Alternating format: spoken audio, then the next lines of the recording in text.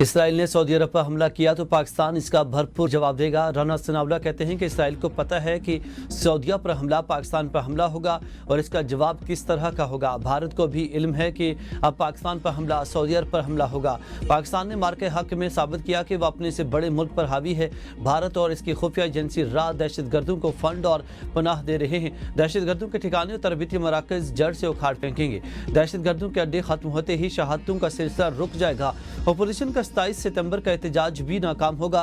तहरीक इंसाफ के एहतजाज गलत वक्त पर हो रहे हैं। इस वक्त इत्तेहाद की जरूरत है। नवाज शरीफ ने कहा था कि मुल्क को आगे बढ़ाने के लिए मीसाक के इस्तेहकाम जरूरी है। वज़ीर आज़म ने अस्करी क़यादत के साथ बैठकर मीसाक के इस्तेहकाम की दावत दी। बानी पीटीआई अपनी जिद और हट दर्मी पर कायम रहे तो किस्सा पारीना बन जाएंगे।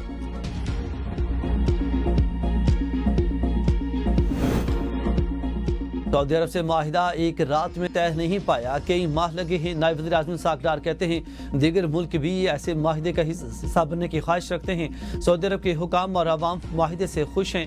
वज़ीर इत्तलात अताउल्लाह तारड़ ने कहा कि 1.5 साल से खारजा पॉलिसी कामयाबी से चल रही है और मेन शरीफैन की हिफाजत की सादत पाकिस्तान को नसीब होना फ़ख्र की बात है।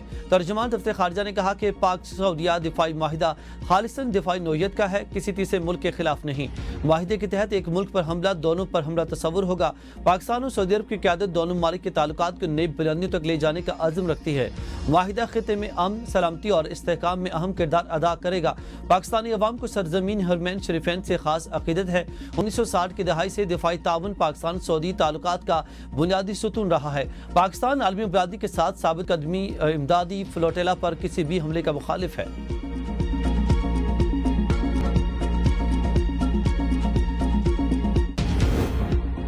पाकिस्तान की तमाम दिफाई सलाहियतें सऊदी अरब को फराहम की जाएंगी। वज़ीर दिफा का अहम बयान। ख्वाजा आसिफ का कहना है कि पाकिस्तान के पास अपने दिफा के लिए जो कुछ मौजूद है वो मुश्तरका दिफाई माहिदे के तहत सऊदी अरब के लिए भी दस्तयाब होगा।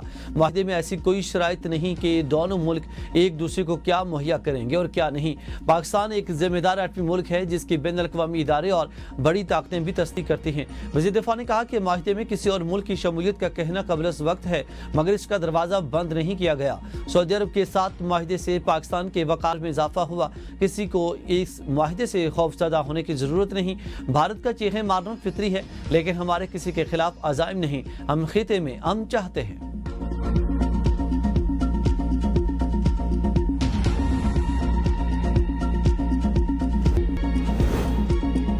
Chief justice Islamabad high court इंतजामी इख्तियारात से जजेस के अदालती इख्तियारात खत्म नहीं कर सकते। हाई कोर्ट के 5 जजेस ने चीफ जस्टिस सरफराज डोगर के मुख्तलिफ इकदाम सुप्रीम कोर्ट में चैलेंज कर दिए। Justice Mohsin Kayani, justice Tariq Jahangiri, justice Sardar Ijaz Ishaq, justice Samar Rafat Imtiaz और जस्टिस बाबर सितार ने दरखास्त में मौक़िफ़ इख्तियार किया कि चीफ जस्टिस अपनी मंशा के मुताबिक जजेस को अदालती फ़राइज़ की अंजामदही से नहीं रोक सकते। इंतजामी कमेटियों के 3 फरवरी और 15 जुलाई के नोटिफिकेशन का अदम करार देने की इस्तदा। जस्टिस तारिक महमूद जहांगीरी ने जाली डिग्री केस में सुप्रीम कोर्ट में अपील दायर कर दी। इजहार यकजहती के लिए justice Mohsin Akhtar Kayani, justice Babar Sattar, justice Ejaz Ishaq और जस्टिस समर रिफत इम्तियाज भी सुप्रीम कोर्ट आए। सुप्रीम कोर्ट ने जस्टिस तारिक महमूद जहांगीरी की अपील को नंबर अलॉटमेंट कर दिया। बानी पीटीआई का GHQ हमला केस में वीडियो लिंक के जरिए पेश होने पर अदालती कार्रवाई का बॉयकॉट। बानी पीटीआई के वकील फैसल मलिक ने कहा कि अदालत में वीडियो लिंक तो मौजूद ही नहीं, व्हाट्सएप कॉल पर कार्रवाई चलाई गई। बानी पीटीआई की गैर मौजूदगी में ट्रायल चलाना गैर कानूनी है। वीडियो लिंक नोटिफिकेशन के खिलाफ हाई कोर्ट जा रहे हैं। आधा ट्रायल जेल में, आधा अदालत में। ये इंसाफ के तकाज़ों के खिलाफ है।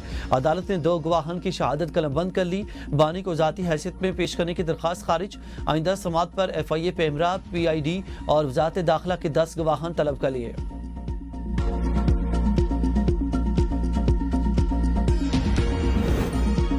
वज़ीर-ए-आज़म शहबाज शरीफ की लंदन में पाकिस्तानी कम्युनिटी और ताजर रहनुमाओं से मुलाकात। आज ओवरसीज़ पाकिस्तानी फाउंडेशन की तकरीब से खिताब करेंगे। लंदन आमद से पहले वज़ीर-ए-आज़म कुछ देर स्विट्ज़रलैंड के शहर जेनेवा के सैर और साबिक़ वज़ीर-ए-आज़म नवाज शरीफ की इयादत की। वज़ीर-ए-आज़म ने पाक सऊदी अरब तारीखी दिफाई माहिदे की तफसीलात से पार्टी कायद को आगाह किया। नवाज शरीफ इलाज के लिए जेनेवा में मौजूद हैं। आइंदा चंद रोज़ में लंदन आने का इम्कान है।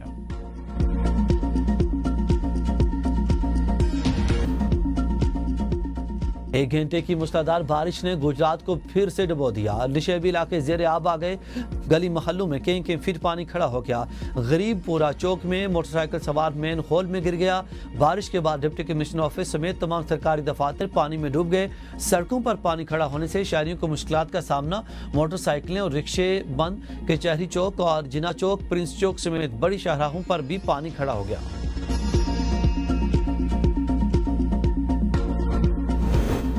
भावनगर और गिरदनवाह में दरिया चनाब के सैलाबी पानी ने घरों का सामान, पालतू जानवरों और तैयार फसलों को तबाह कर दिया।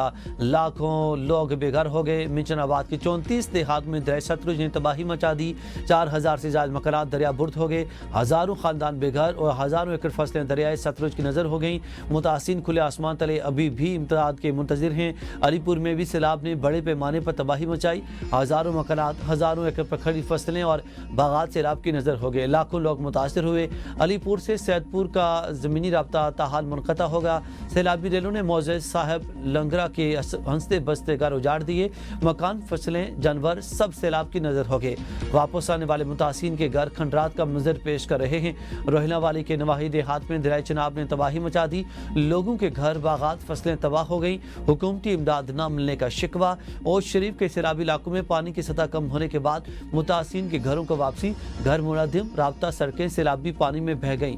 अहमदपुर सियाल के नवाही इलाके फतेहपुर में मुतअद्दिद बस्तियां उजड़ गईं। मकान जमी बोस हो गए। बेगार सैलाब मुतासिन खुले आसमान तले जिंदगी गुजारने पर मजबूर हैं। हुकूमत और रेस्क्यू इदारों से फौरी रिलीफ और बहाली के इकदाम का मुतालबा। कसूर में दरिया सतलुज के शदीद सैलाबी रेलों से इंफ्रास्ट्रक्चर को पूरी तरह से नुकसान पहुंचा। सड़कें टूट फूट का शिकार हैं। मुतअद्दिद सरकारी स्कूल मुतासर हैं। दर्जनों मकानात तबाह हो गए। शकरगढ़ में हजारों एकड़ फसल तबाह हो गई है। दूधे, नगली और दीगर देहातों को मिलाने वाली रोड जेर आब आने से दर्जनों देहातों के मुकीमों की मुश्किलात कम न हो सके।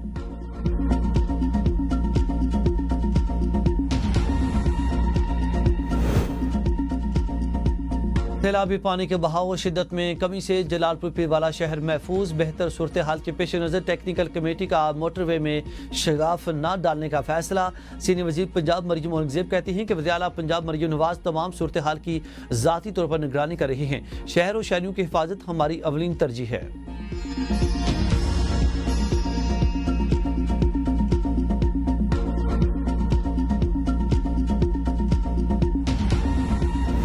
मेरा बंदा है अखा तो मुथाज है। साढ़े जेड़े कमरे हैं बिल्कुल सारे ढह पे, कत्ते ढह पे। अस माज गरीब है। अस के कर सकते, अस मजदूरी नहीं कर सकते। तो कोई हेल्प होंदी ने तो करो, चाहे बड़ी मेहरबानी। बूरेवाला में सैलाब से मुतासर होने वालों में एक बेबस माँ खैरम बीबी भी शामिल है, जो अपने नाबीना शोहर और 3 नन्हे बच्चों के साथ बेयारो मददगार बैठी है और अपने उजड़े घर की तामीर नो के लिए हुकूमती इमदाद की राह तक रही है। मौजूदा पुराना सलधीरा की रहायशी खैरम बीबी टांगों से माजूर है। इसका घर पानी की लपेट में आकर मलबे का ढेर बन चुका है। वाहिद सहारा इसका शोहर है। मदारस में बच्चों पर तशद्दुद के बढ़ते वाक़यात। सेनेट कायमा कमेटी इंसानी हुकूक में चौंका देने वाले आदाद शुमार पेश। 8 माह के दौरान बच्चों पर तशद्दुद के 17 मुकदमात रिपोर्ट हुए। जिला सरगोदा के तशद्दुद के वाक़यात में सर फहरिस्त करार। मुजफ्फरगढ़, खानेवाल, फैसलाबाद और गुजरात में बच्चों पर तशद्दुद के वाक़यात हुए। सिंध में 612 मुकदमा दर्ज हुए। खैबर पख्तूनख्वा हुकूमत की जानिब से कोई रिपोर्ट पेश नहीं की गई। दस्तावेज़ात के मुताबिक मुख्तलिफ मुकदमात में मुतअद्दिद मुल्ज़मान गिरफ्तार हैं।